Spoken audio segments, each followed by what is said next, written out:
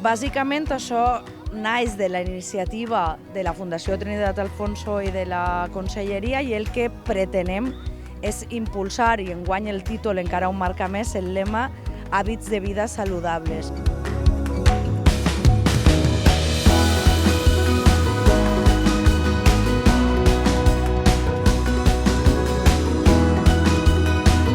Muy contentos y agradecidos desde Llíria por acoger el Día del Sport, sobre todo por esta conjunción, ¿no?, de todos los factores. Tenemos a los niños y niñas que están aquí haciendo deporte con las escuelas, nuestros clubs que también han participado.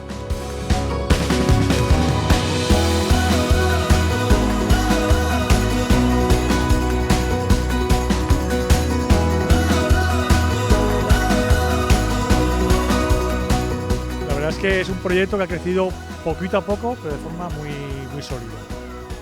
80 colegios, al menos 80 colegios la primera edición, y 8 ediciones después rompemos la barrera de los 1000 colegios, pero no solo va de colegios, va de ayuntamientos, que 17 ayuntamientos han tomado la iniciativa de hacer algo especial en sus localidades, y de entidades privadas que se han querido sumar, como en este caso Tu Agua y Decalón, poner su granito de arena para hacerlo esto más grande, ¿no?